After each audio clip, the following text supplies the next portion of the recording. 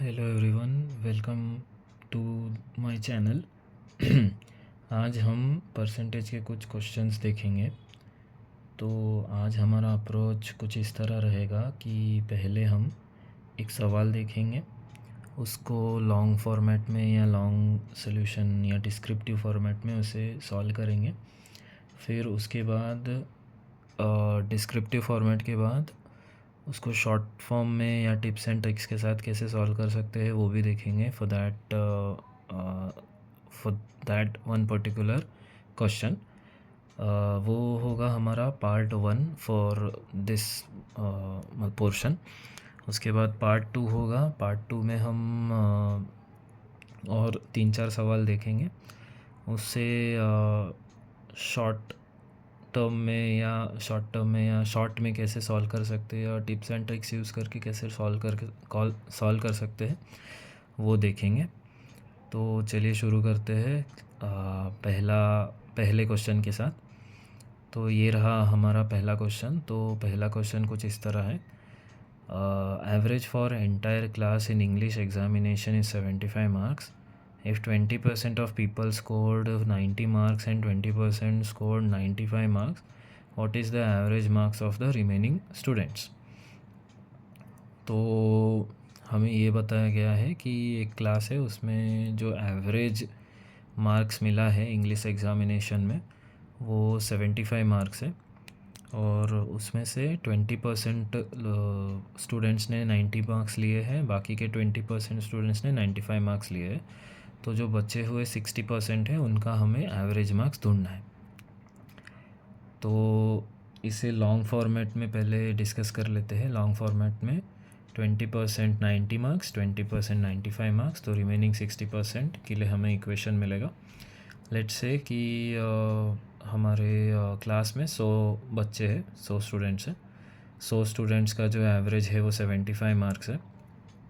तो 100 इन एक जगह पे हमें, मतलब इक्वेशन में एक जगह पे लेफ़्ट साइड पे हमें मिल जाएगा कि 100 इंटू 75। दूसरे एंड पे 100 into 75 is equal to 20% of people या 20% ऑफ स्टूडेंट्स, मतलब 20 स्टूडेंट्स। तो 20 into 90 plus similarly 20 into 95 plus 60 into X. Let's consider कि जो average marks of remaining students हैं, मतलब 60 स्टूडेंट्स हैं, वो एवरेज मार्क्स भी एक्स। तो 100 into 75 is equal to 20 into 90 plus 20 into 95 plus 60 into X.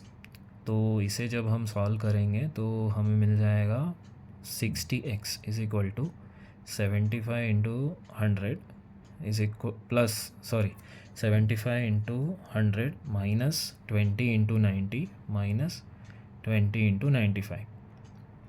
तो हमें कुछ इस तरीके से वैल्यू मिलेगा।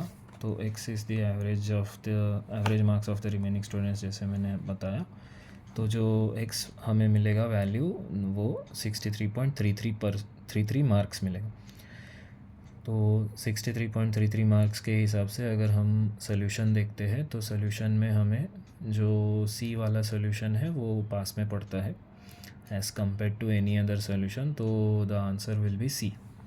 अगर हम इसे शॉर्ट टर्म में, अब ये तो हो गया डिस्क्रिप्टिव वे में, अगर हमें इसे शॉर्ट टर्म में या शॉर्ट तरीके से या टिप्स एंड ट्रिक्स के साथ अगर हमें करना है तो इसकी, मतलब ये क्वेश्चन सॉल्व करने के लिए हमें पेपर और पेन की ज़रूरत तो पड़ेगी, क्योंकि ये थोड़ा सा मेंटल मैथ्स में डिफ़िकल्ट पड़ेगा।